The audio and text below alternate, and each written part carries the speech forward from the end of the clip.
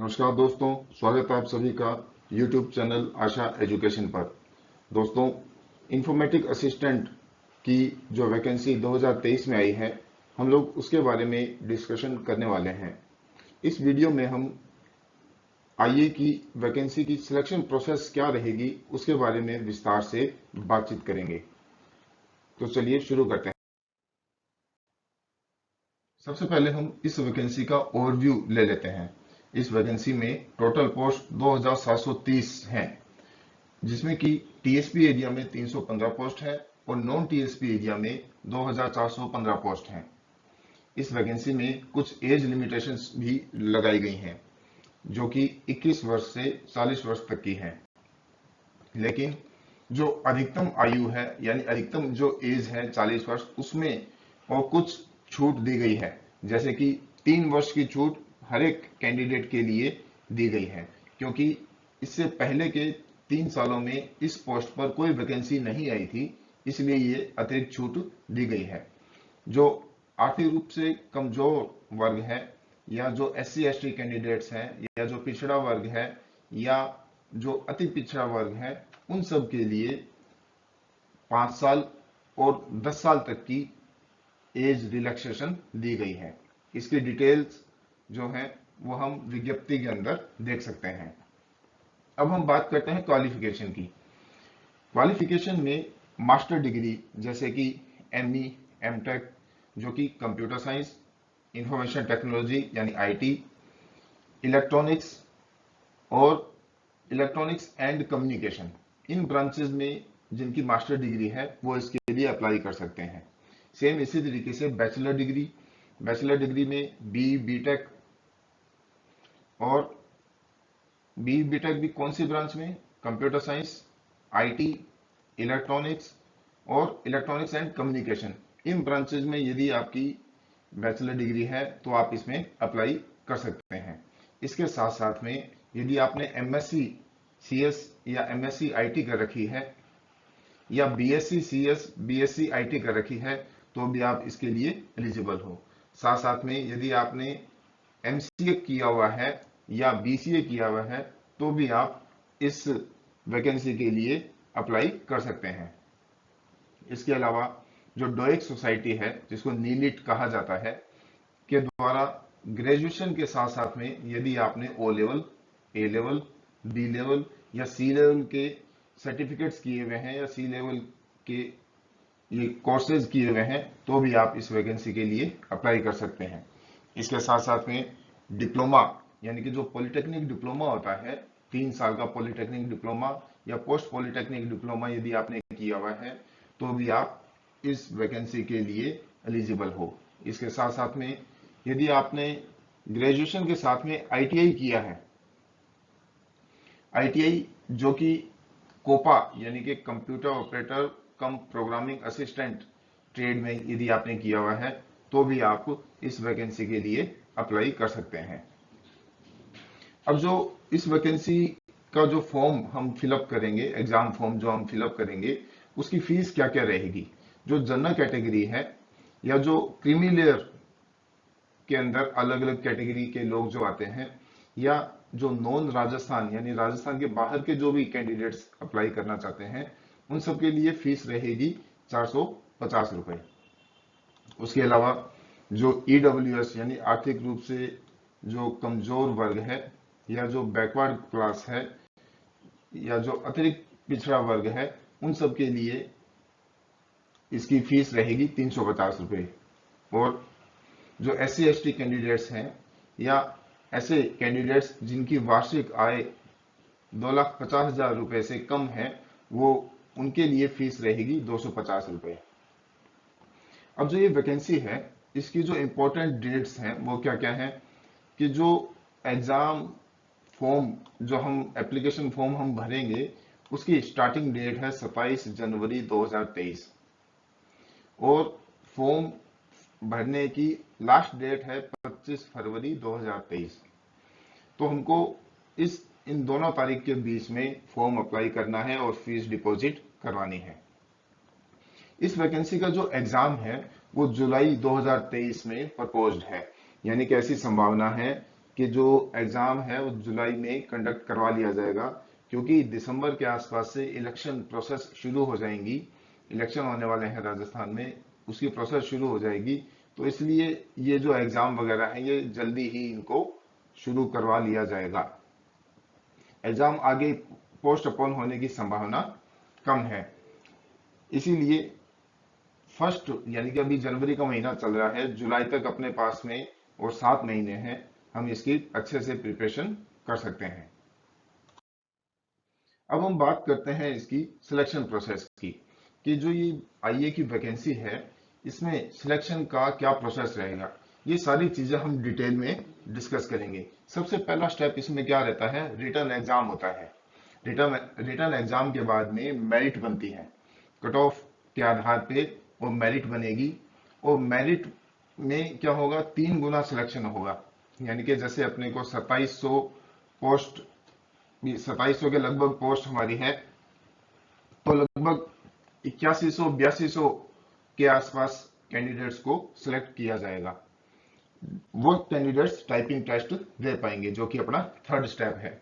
Third step के बाद में फिर से मेरिट बनेगी, और इन मेरिट में लगभग 1.5 गुना, यानी कि जो भी अपनी पोस्ट है, यानी 2730 पोस्ट है, तो लगभग 1.5 गुना पोस्ट के लिए कैंडिडेट्स को सिलेक्ट किया जाएगा। और उन कैंडिडेट्स का डॉक्यूमेंट वेरिफिकेशन होगा। अब डॉक्यूमेंट वेरिफिकेशन के समय भी कई स्टूडेंट्स ऐसे होंगे या कई कैंडिडेट्स ऐसे होंगे कि जो एलिजिबल नहीं होंगे, या जिनकी डिग्री वैलिड नहीं होगी, या किसी भी कारण से वो बाहर हो जाते हैं। फिर लास्ट में मेरिट बनेगी, और उस मेरिट में फाइनल रिजल्ट निकाला जाएगा। तो यही सारे स्टेप्स जो हैं इसके सिलेक्शन प्रोसेस में रहेंगे, हम इनको आगे विस्तार से डिस्कस करते हैं। सबसे पहले जो रिटन एग्जाम होगा, रिटन एग्जाम के अधिकतम मार्क्स कितने होंगे, 100, यानी रिटन एग्जाम 100 मार्क्स का होगा। उसके अलावा इसका जो अधिकतम टाइम है वो हमको कितना दिया जाएगा, 3 घंटे का टाइम दिया जाएगा। और इसमें 150 एमसीक्यूज आने की संभावना है। ये संभावना इसलिए कह रहा हूं कि अब से पहले जो भी एग्जाम हुए हैं, जैसे कि 2013 में या 2018 में, तो उनमें 150 क्वेश्चन ही पूछे गए थे। अब इन 150 क्वेश्चंस में से 60% जो हिस्सा है, 60% हिस्सा कंप्यूटर का, यानी कि 90 क्वेश्चंस जो हैं वो कंप्यूटर सब्जेक्ट के पूछे जाएंगे। और बाकी जो 60 क्वेश्चन हैं उसके अंदर इन सारी चीजों को शामिल किया जाएगा, जैसे राजस्थान जीके और current affairs, reasoning, mental ability, data interpretation इत्यादि।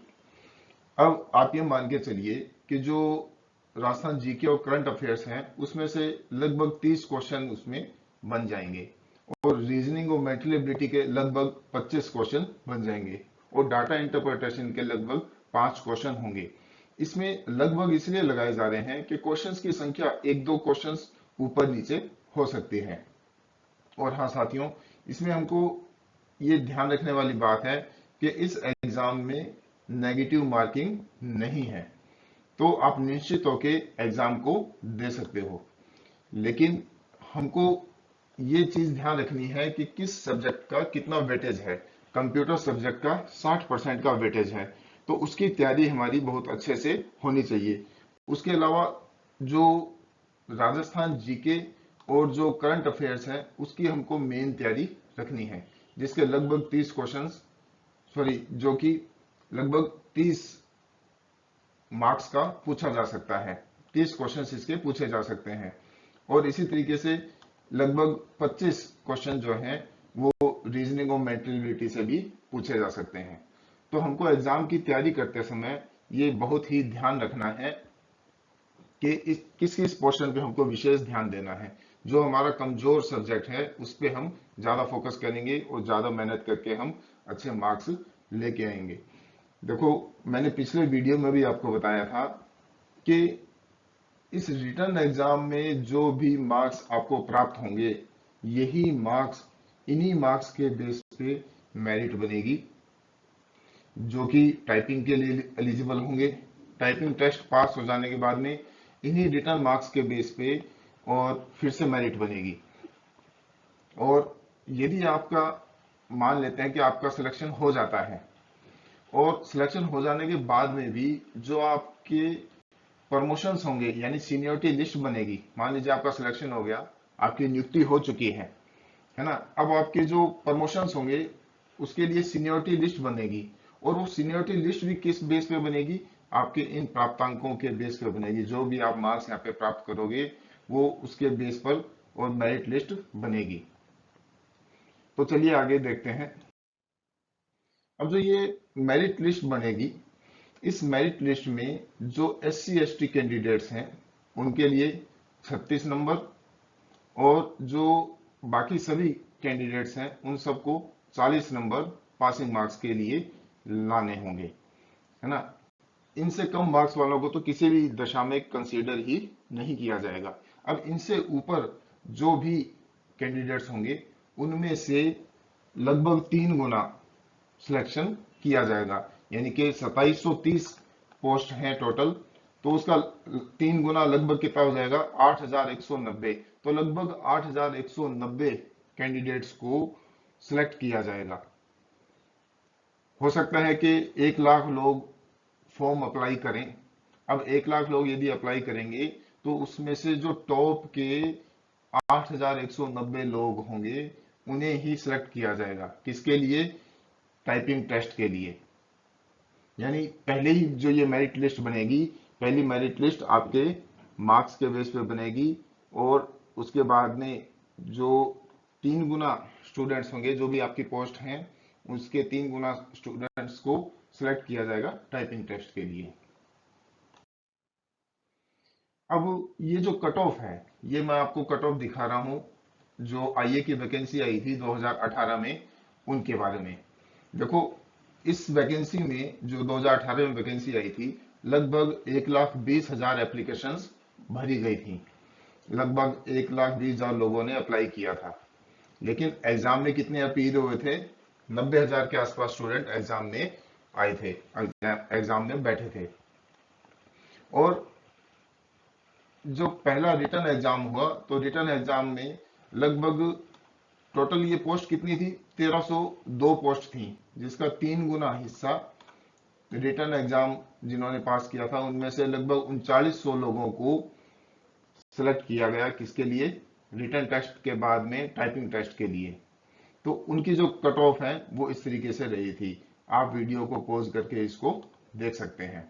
ये 2018 की वैकेंसी के ये मतलब डिटेल्स हैं। आप इनसे आइडिया लगा सकते हैं कि आपको कितनी मेहनत करनी पड़ेगी। आपको इससे तो ज्यादा ही, क्योंकि हर बार क्या होता है, एग्जाम पहले वाले की तुलना में टफ आता है, तो हमको ज्यादा मेहनत करनी पड़ती है। अब यहाँ पे पिछली बार कितनी, 2018 में कितनी पोस्ट थी, 1302 पोस्ट थी। इस बार 2730 पोस्ट हैं। तो पोस्ट ज्यादा है तो लोग अप्लाई भी ज्यादा करेंगे, और ज्यादा अप्लाई करेंगे तो कंपटीशन भी ज्यादा हार्ड होगा। तो हमको इसीलिए इन सब बातों को ध्यान में रख के ज्यादा मेहनत करनी है, और ज्यादा अच्छे से पढ़ाई करके और अपना सिलेक्शन करवाना है। अब इसके बाद में टाइपिंग टेस्ट होगा, यानी कि 3 गुना जो कैंडिडेट सिलेक्ट हो जाएंगे, 3 गुना कैंडिडेट जो सिलेक्ट हो चुके हैं उनका टाइपिंग टेस्ट लिया जाएगा। टाइपिंग टेस्ट हिंदी और इंग्लिश दोनों का अलग अलग लिया जाएगा। अब जो ये टाइपिंग टेस्ट है ये सिर्फ क्वालिफाइंग है, यानी कि इनमें कोई मार्क्स आपको नहीं दिए जाएंगे। अब क्वालिफाइंग तो है, लेकिन उसमें भी लिमिटेशन है। क्या है कि साहब, आपकी मिनिमम जो स्पीड है, टाइपिंग स्पीड जो है वो 20 वर्ड्स पर मिनट होनी चाहिए। हिंदी में अलग, इंग्लिश में भी 20 वर्ड्स पर मिनट, हिंदी में भी 20 वर्ड्स पर मिनट। और मैक्सिमम जो टाइम है वो आपको कितना दिया जाएगा, 15 मिनट दिए जाएंगे। यानी हिंदी टाइपिंग होगी पहले या इंग्लिश टाइपिंग होगी पहले, तो हिंदी के लिए 15 मिनट अलग मिलेंगे, इंग्लिश के लिए 15 मिनट अलग मिलेंगे। तो इस तरीके से ये टाइपिंग टेस्ट आपका होगा। तो बहुत बार क्या होता है कि स्टूडेंट एग्जाम क्लियर कर लेते हैं लेकिन टाइपिंग टेस्ट क्लियर नहीं कर पाते हैं, तो वहां भी बहुत से स्टूडेंट्स की छटनी हो जाती है। अब जो टाइपिंग टेस्ट आपका क्लियर होगा, अब जो कैंडिडेट होंगे उसमें देख लीजिए लगभग 1.5 गुना, यानी कि अपनी टोटल पोस्ट कितनी है, 2730 पोस्ट है, उसका 1.5 गुना लगभग कितना हो जाएगा, 4095, लगभग 4095 लोगों को सिलेक्ट किया जाएगा। टाइपिंग टेस्ट के बाद में। अब ये जो 4095 लोग हैं, इनका क्या होगा, डॉक्यूमेंट वेरिफिकेशन होगा, यानी कि ये फिर से मेरिट बनेगी, फिर से कट ऑफ बनेगी। और अब क्या होगा कि ये जो कट ऑफ बनेगी ये किसके आधार पर बनेगी, वही रिटर्न एग्जाम में जो आपने अंक प्राप्त किए हैं उनके आधार पे। टाइपिंग तो सिर्फ क्वालिफाइंग था, उसमें मार्क्स नहीं मिले हैं, तो एग्जाम यानी दोबारा मेरिट बनेगी वो किसके बेस पे बनेगी, रिटर्न एग्जाम के बेस पे। तो मैं बार बार आपको यही बात समझा रहा हूं कि रिटर्न एग्जाम की आपको बहुत ज्यादा अच्छे से तैयारी करनी है। वही जो मार्क्स हैं वही आपको मेरिट में, दोनों जब मेरिट बनेगी उसमें और इसके बाद में भी, जब आपके नियुक्ति हो जाने के बाद में भी, जब जब आपके प्रमोशन होंगे, तब तब वही मार्क्स, उन्हीं मार्क्स के बेस पे सीनियरिटी लिस्ट बनेगी और उन्हीं मार्क्स के बेस पे आपके प्रमोशंस होंगे। तो आपको जो एग्जाम के अंदर मार्क्स आपको लेके आने हैं उनके ऊपर सबसे ज्यादा आपको ध्यान रखना है कि सिर्फ पास होने के लिए नहीं पढ़ना है, हमको टॉप में आने के लिए पढ़ना है। जो आईए की वैकेंसी 2018 की वैकेंसी आई थी, उसमें फिर से ये जो कट ऑफ निकाली गई, यानी कि टाइपिंग टेस्ट के बाद में जो कट ऑफ बनी थी वो इस प्रकार से है। आप वीडियो को पॉज करके या वीडियो में पीछे जाके आप फिर से देख सकते हैं कि जो पहली कट ऑफ थी, मेरिट लिस्ट जो पहली कट ऑफ बनी थी, उसमें कितने कितने मार्क्स आए थे, और जो ये दूसरी कट ऑफ निकली है उसमें कितना डिफरेंस आया है, पहली कट ऑफ में और दूसरी कट ऑफ में कितना डिफरेंस आया है। यानी कि आपका एक एक नंबर, एक एक क्वेश्चन का एक एक नंबर आपके लिए महत्वपूर्ण हो जाएगा। हम कहते हैं ना कोई बात नहीं, क्या हो जाएगा, पास हो जाएंगे, पढ़ लेंगे, पास हो जाएंगे, नहीं, यहाँ पर एक एक नंबर की बहुत ही ज्यादा वैल्यू रहेगी। इसलिए आपको बहुत ही ज्यादा ध्यान से ये एग्जाम की तैयारी करनी है और मेहनत करके आपको पढ़ाई करनी है। इसके बाद में होगा साहब हमारा डॉक्यूमेंट वेरिफिकेशन, यानी कि जो भी पोस्ट है उसके 1.5 गुना लोगों का सिलेक्शन हो चुका है और उन सबका क्या होगा, डॉक्यूमेंट वेरिफिकेशन। अब डॉक्यूमेंट वेरिफिकेशन में क्या क्या डॉक्यूमेंट्स लगेंगे, अप्रोक्सीमेट यही डिटेल्स होती हैं, आपको मैं ये सारा यहाँ पे बता रहा हूँ। पहला क्या रहता है कि जो भी आपके एजुकेशनल क्वालिफिकेशन के डॉक्यूमेंट्स हैं, जो भी आपके मार्कशीट है 10वीं क्लास से लेकर के अधिकतम पढ़ाई जो भी आपने करी है उन सभी की मार्कशीट्स, डिग्री है तो डिग्री, डिप्लोमा है तो डिप्लोमा, सर्टिफिकेट, जो भी सारी चीजें हैं वो आपके एजुकेशनल क्वालिफिकेशन से संबंधित, वो सारी इसके अंदर आपको साथ में लेके जानी होती है फोटोकॉपी करवा के। ओरिजिनल भी साथ में रखना होता है और फोटोकॉपी भी साथ में रखनी होती है। और फिर क्या होगा, सर्टिफिकेट्स, है ना, हमको जैसे हम यदि और किसी विशेष कास्ट में आते हैं तो उसके कास्ट सर्टिफिकेट, हमारी यदि आय जो इनकम है, एनुअल इनकम, वार्षिक आय यदि कम है तो उसका इनकम सर्टिफिकेट, और disability certificate, character certificate, marriage certificate, जिस जिस कैटेगरी में हम आते हैं उस कैटेगरी के हमको ये सर्टिफिकेट सारे बनवा के तैयार रखने पड़ेंगे। तो ये सारे काम भी आप अभी से ही शुरू कर दीजिए।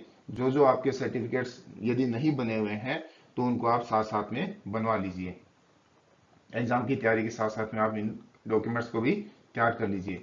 डोमिसाइल, यानी कि राजस्थान का जो मूल निवास है वो हमको साथ में लगाना होगा। और पुलिस वेरिफिकेशन, पुलिस वेरिफिकेशन भी करवाना है। पुलिस वेरिफिकेशन जो है, आपका जिस दिन डॉक्यूमेंट वेरिफिकेशन होगा उससे 6 महीने से ज्यादा पुराना नहीं होना चाहिए। यानी आपका जो पुलिस वेरिफिकेशन है, जो डॉक्यूमेंट डेट आएगी उससे आप कुछ टाइम पहले आप पुलिस वेरिफिकेशन करवा सकते हैं। यानी कि जैसे ही आपका टाइपिंग टेस्ट का रिजल्ट आ जाता है तब आप पुलिस वेरिफिकेशन करवा लीजिए, ताकि डॉक्यूमेंट वेरिफिकेशन की डेट आने तक आपका पुलिस वेरिफिकेशन बनकर तैयार हो जाए। इसी तरीके से मेडिकल फिटनेस सर्टिफिकेट लगेगा। और जो यदि शादीशुदा कैंडिडेट्स हैं तो उनके लिए डोवरी का एक और डिक्लेरेशन लगेगा। 2 बच्चे होने चाहिए, 2 से ज्यादा बच्चे नहीं होने चाहिए, उसका एक सर्टिफिकेट लगेगा। आप तंबाकू नहीं खाते हैं उसके लिए एक सर्टिफिकेट लगेगा। तो ये सारे ये सर्टिफिकेट्स या ये सारे ये और डॉक्यूमेंट्स हैं जो कि आपको डॉक्यूमेंट वेरिफिकेशन के टाइम पर आपके पास में ये सारे अवेलेबल होने चाहिए। डॉक्यूमेंट वेरिफिकेशन जब आपका हो जाता है तो उसके बाद में सब फाइनल रिकमेंडेशन मिलती है, यानी कि फाइनल आपको पोस्टिंग प्रेफरेंस आपसे पूछी जाती है कि आप किस स्थान पर या किस डिस्ट्रिक्ट में आप और नियुक्ति लेना चाहते हैं, तो आप डिस्ट्रिक्ट को सिलेक्ट कर सकते हैं। तो उसके बाद में और आपको पोस्टिंग और ज्वाइनिंग ऑर्डर इश्यू हो जाते हैं, और फिर क्या होते हैं, पार्टी, है ना, पार्टी हो रही है। तो मेन चीज जो हमको ध्यान रखनी है वो ये है कि हमको जो रिटर्न एग्जाम देना है, उस रिटर्न एग्जाम की हमको सबसे ज्यादा सबसे मेहनत से तैयारी करनी है। अलग अलग जो भी सब्जेक्ट्स हैं, उन सब्जेक्ट्स के अंदर हमको उनके वेटेज के अनुसार तैयारी करनी है, और हमको अधिकतम मार्क्स प्राप्त करने हैं।